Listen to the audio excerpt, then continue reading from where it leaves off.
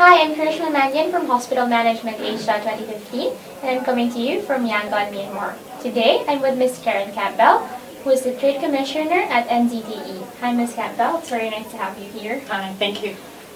So today I actually have a few questions lined up for you. But first of all, I would like to ask if you can give me a clue about NZTE. New Zealand Trading Enterprise is a trade promotion agency. So what we do is we work with New Zealand companies and we help them internationalise, so to expand their services into international markets. So depending on what their individual company needs are, we're there to support their growth and to help them to grow faster. So in a sense, you make their services worldwide. Yes, worldwide if they're able to do that, but if they're not able to go worldwide in one leap, then we start by helping them select a target market and to work with them to understand that market, the needs, the opportunities, the competition, the pricing, the channel structure, all of that kind of homework that goes into building a new market. It seems like a very hands-on project. It is. We work with people both in New Zealand and abroad. So we would help them select, for example, whether they should come to Thailand before they should go to Indonesia or whether they can do both markets at once. It's a lot of consumer research and it's a lot of strategic analysis too for the company because those are big decisions. So you have you've provided your services to many different companies. What can you offer for hospitals specifically? So let me tell you a little bit about the healthcare situation in New Zealand. You know New Zealand is a small country, yes, and most people would know it for dairy products. True. Or a clean, green reputation, yes, and also for education and tourism.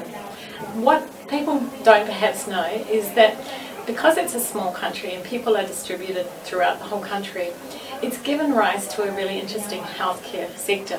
To deliver great healthcare services throughout New Zealand, we need technology because people are located in small towns yes, over large distances. And there's been a lot of innovative healthcare technology which has developed to provide digital healthcare, to link up hospitals, doctors, care providers in small cities so that a person can go from one place to another and all of their health information is connected and around them. yeah. So being a small country, 4.5 million people, you can connect all the people and all the doctors quite quickly. And that means that we've got a number of New Zealand companies who have a lot of expertise in innovation, in healthcare, in digital healthcare. And those companies, having served the small New Zealand market, are reaching into international markets. So we have companies with us on this trip.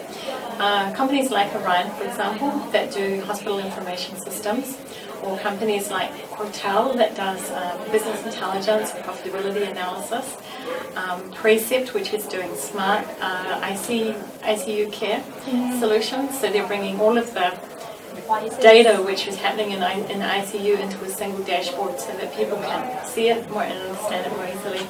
We're bringing these kind of solutions into this forum so that we're able to offer and meet with hospital managers here, and those are the solutions that we're able to introduce. Since you're from New Zealand, would it be okay to ask what do you think are the most important challenges for hospitals in the Asia region right now? I think today we had a very interesting forum with companies and with our New Zealand companies and with some other experts from the Myanmar market and from others around the region. And I think the issue that is really coming through loud and clear is an issue about resources and capabilities. Having enough people who are sufficiently well trained, having those people be able to move from one market to another, whether they're trained in New Zealand, can they work in somewhere else, Myanmar, for example, or can a Myanmar doctor also work in Singapore? We're moving towards the ASEAN economic community. We are expecting freer transfer of labour, and so having the qualifications, the access to training, and the ability to move resources, I think, is really important for healthcare across the whole region. We have a company with us also called Auckland Uni Services. They're a healthcare training company, and one of the solutions that they're interested in is the ability to provide training in various markets. Not just to have people go to New Zealand to train, but that's possible too, but to be able to build training services here. And if somebody was trained in that faculty, that their qualification would be recognised by the local authorities and that they would be able to practice. So that's the type of problem and solution that we are looking at. I think the other thing is really the greater use of digital technology to be able to deliver healthcare services. Mobile phones, of course, even in countries like Myanmar, are rapidly expanding. Applications, telemedicine, these types of things will certainly help resolve some of the problems with cost and distance that we face in New Zealand. Of course, it's a different scale of problem here, but there's a similar underpinning, and I think there's a lot of learning that we can share in those areas. I'm understanding it as technology.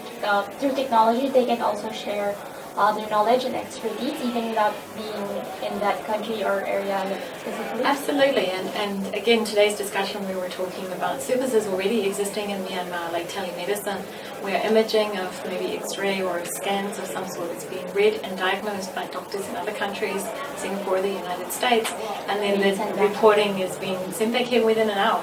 So it's a kind of real-time or on-demand service, which that will, until we build hospitals and infrastructure and we get power supply in different places, that type of service will help bring advanced healthcare to people in very remote communities. Yeah, true. I think that's also something very interesting, especially for the towns that don't have hospitals. Exactly.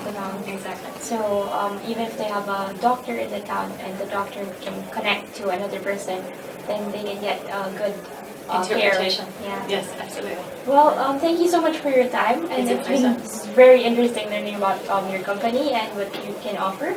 I hope you enjoy HMA and the rest of the week. Thank you so much. Thank you very much. Thank you. Thanks. So that was Miss Karen Campbell from NZTE. This has been Hospital Management Asia 2015. Thank you.